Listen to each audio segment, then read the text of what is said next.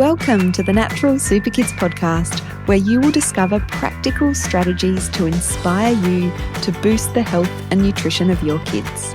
I'm Jessica Donovan, a qualified naturopath specialising in kids' health, and I want to make it as easy as possible for you to raise healthy and happy kids. Let's get into it.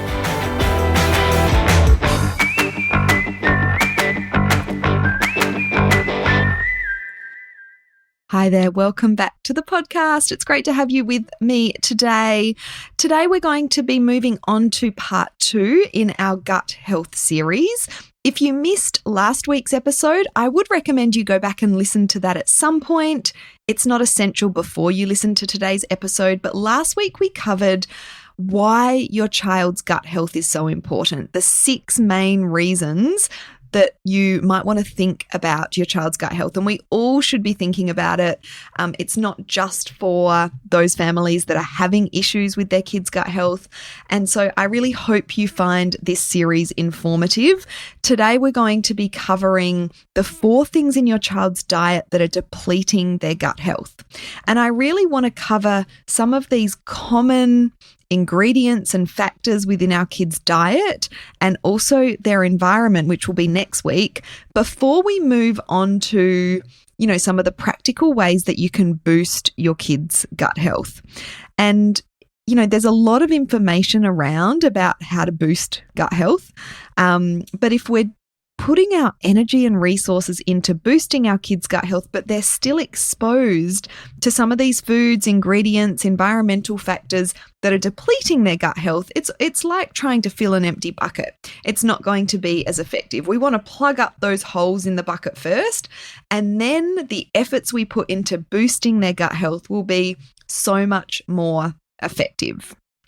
So, the 4 things in your child's diet that are depleting their gut health. First of all, I want to talk about the microbiome. If you haven't heard me talk about the microbiome before, it is basically the ecosystem that is within our guts, the combination of bacteria, viruses, fungi, the living organisms that make up our gut microbiome. And so the microbiome is really important. It's the most important thing when it comes to our child's gut health and adults' gut health as well. This is definitely all translatable to adults. What I want you to know about the microbiome is diversity within the microbiome is really important, and high diversity, lots of different species of healthy bacteria within the microbiome leads to more positive health outcomes for both kids and adults. When we have a lack of diversity within the microbiome, we know that lack of diversity is linked with a lot of the common childhood issues that we see today: eczema, allergies, asthma, even things like the neurodevelopmental conditions such as ASD, ADHD. So there's lots of reasons we want to be working on getting a high diversity within our microbiome.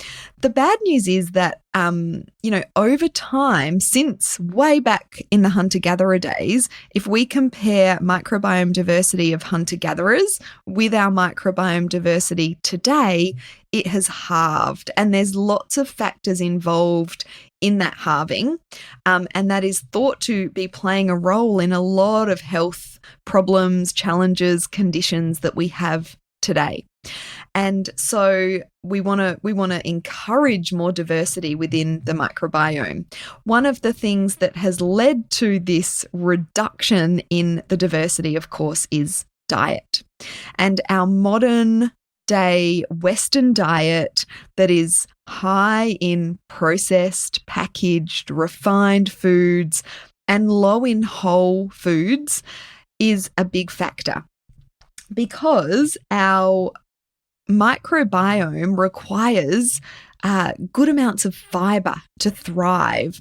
Fibre is great for our microbiome, and when we are eating more processed, packaged, refined foods, that fibre intake is reduced. So this is the first thing that I want to talk about, is the processed, refined, packaged foods are leading to that reduction in the microbiome diversity. As I said, fibre is one of the key ingredients to a healthy gut.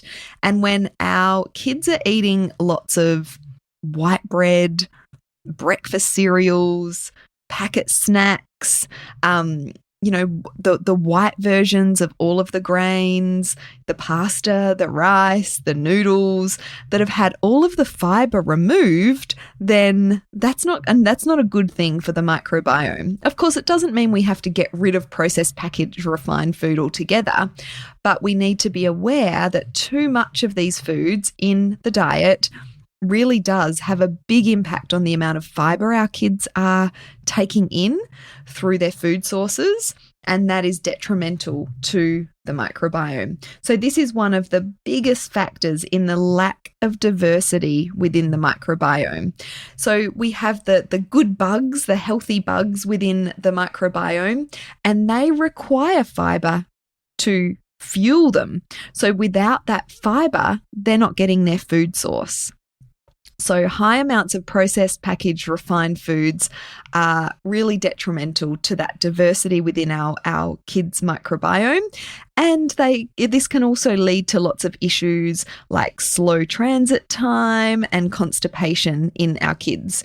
So we really want to be thinking about increasing that fibre intake within our kids' diets by switching over to more whole foods, more fresh fruits, more vegetables, more whole grains, more legumes. Plant foods are a great source of these fibres. So that's one thing that we want to be thinking about. The second ingredient within your child's diet that is depleting their gut health is the S word. Yes, it's sugar. Sugar, sugar, sugar. We know that sugar is not good for our kids in so many different ways. Sugar leads to mood and behavioral changes and issues. It definitely doesn't lead to, healthy sleep.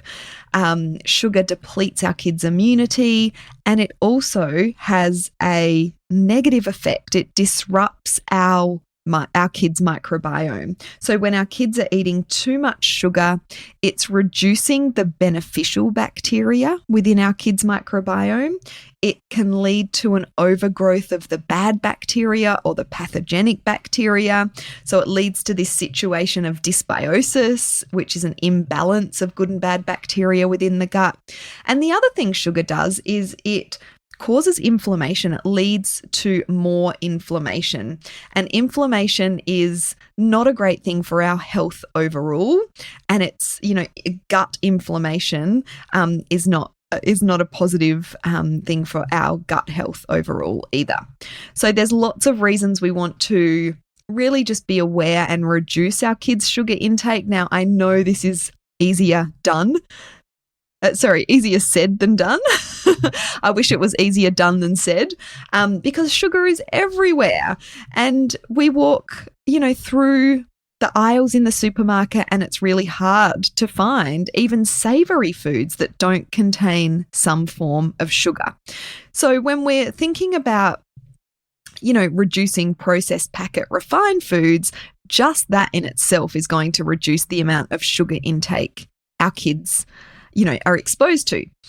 But the particular areas I encourage parents to think about when it comes to, starting to reduce that sugar intake in their kids is number 1, breakfast, and number 2, snacks. And number 3, drinks as well. If your kids are drinking soft drinks or even a lot of juice, that has a high sugar intake as well. But unfortunately, a lot of our modern breakfast choices, the cereals, the white bread with a sugary spread in the morning, are full of sugar. So not only are these, depleted or lacking in nutrients, they're also really high in sugar. The vast majority of breakfast cereals that you'll pull off the shelf, do have quite high sugar levels. So to get started with reducing sugar in your child's diet, maybe you can start to move towards a more savoury breakfast option, even if it's just something like scrambled eggs and a piece of toast, or some beans, some baked beans or something on toast, preferably that you've made a batch of yourself, because even the tin baked beans can have quite high amounts of sugar. Or you could look at even like more of a sweet option for breakfast, but then make it yourself. So such as like a homemade muesli or a homemade granola or some yogurt and fruit. But then you can add, some nuts and seeds and things like that. So moving away from those commercial breakfast cereals can make a really big impact on your child's sugar intake in the morning. And that will really help with their, their more sustained energy levels throughout the day, their learning, their concentration as well. And as I said, the other area to focus on is the snack food. Lots of kids are getting way too much sugar in through their snacks. So can you, move away from so many bought snacks and start making your own biscuits, muffins, healthy slices, or even move towards more sort of savory snacks, some dips and crackers, or dips and veggie sticks. So thinking about that sugar intake at breakfast and at snacks is a really good starting place.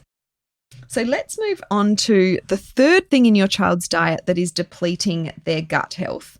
And in this area, I want to talk about preservatives and additives. Now, again, it's really hard to avoid preservatives and additives in our diet because they are added to food for all kinds of different reasons. And one of the main reasons preservatives and additives are added to food is to prolong their shelf life. So the way that preservatives prolong a food's shelf life is inhibiting the growth of bacteria. And that does include beneficial bacteria. So when our kids are eating, again, too many foods that contain preservatives, this is going to be detrimental to the microbiome. Think about the microbiome. It's bacteria, and anything that kills bacteria is potentially going to be detrimental to the microbiome as well. So look, it's a big ask to say, right, let's cut out all the additives and preservatives in your kids' diet, particularly if this is new information to you. I want to let you know that this is a process. This isn't something that you do overnight. But also, I want to give you some information as to the most damaging preservatives and additives that are affecting our kids' microbiomes and their gut health. And that they are the nitrates and the sulfurs. So nitrates, I'm sure you've heard of before, are generally used in processed meats. They are used as a preservative and also a colour fixative. If you can find nitrate-free ham or bacon, you can often find these sorts of products from the farmer's market. You'll see that they are a different colour. So the nitrates in these processed meats do kind of give them a different colour.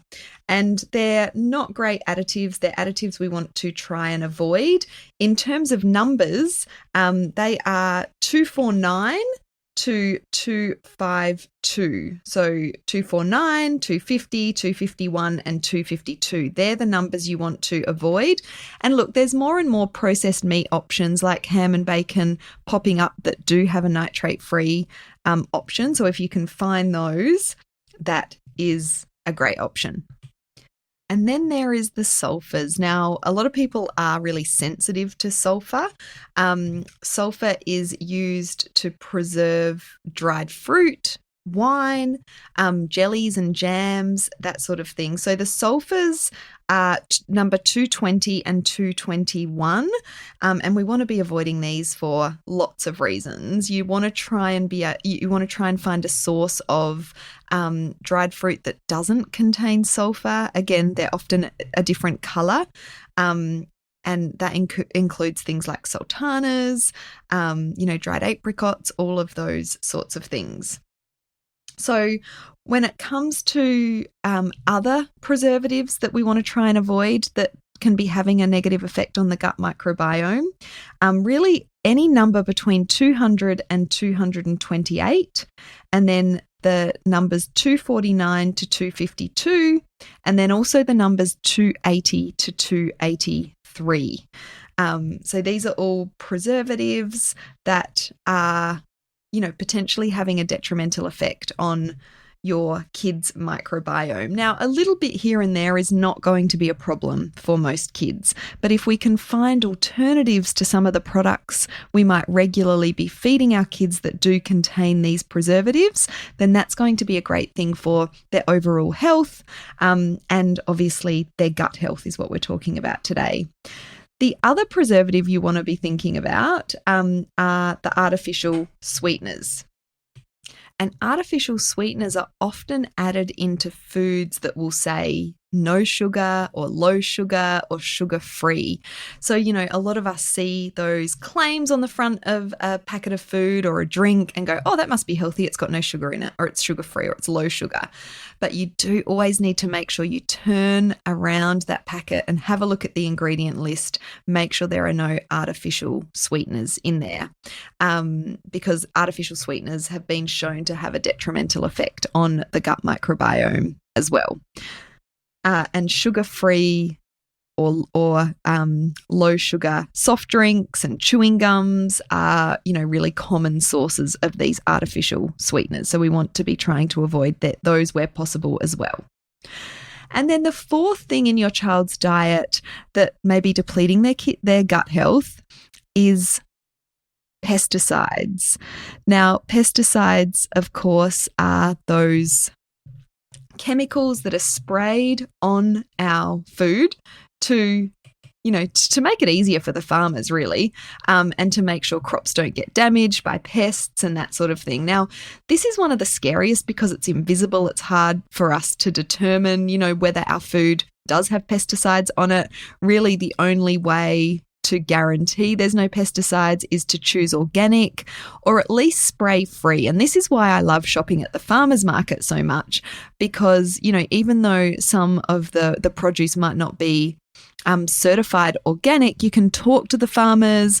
Often they'll give you, some really good information as to some of the farming practices that they use, and they're generally well ahead and much better than the commercial farms which is the produce that you'll find at the supermarkets.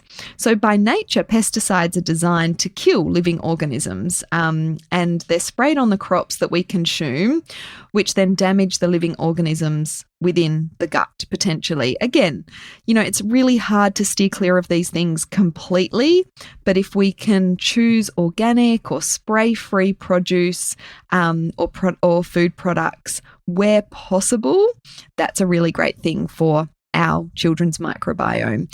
And, to be totally transparent, we are certainly not a family that eat 100% organic. I like to source local food, which isn't always organic. But like I said, shopping at the farmers market really does help in terms of that load of things like pesticides and preservatives that your family are getting in through their diet. So just to recap on those 4 foods that your child may be eating that could be detrimental to their gut health. The first was the processed refined food. The second one was sugar. The third one was preservatives and additives. And the fourth one was pesticides. Now, I don't want you leaving this episode overwhelmed. Just take one step to reduce one of these ingredients or foods in your child's diet. Make a plan to start replacing sugary breakfast cereal with a more whole food breakfast option. That's going to reduce the sugar, potentially reduce additives, and maybe even reduce pesticides and processed food. So you're really, you're killing 4 birds with one stone, so to speak. So don't think about all of these things separately, when we start to move towards more nutrient-dense whole foods in our kids' diets, we can make really quick progress by just taking a step-by-step approach with this sort of thing. So it's really just to make you aware of some of those things that your child may be over-consuming in their diet that are leading to, those holes in the bucket. And we really want to address this before we start working on building up our kids' gut health. Now, next week, I'm going to be talking about some of the toxins and chemicals within our environment, within your households, that are having a detrimental effect on your kids' microbiome and gut health as well. So I'll see you then.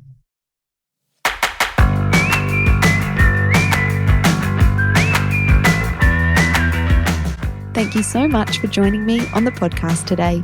Head on over to our website, naturalsuperkids.com, for the show notes for this episode, as well as a whole heap of inspiration to help you raise healthy and happy kids.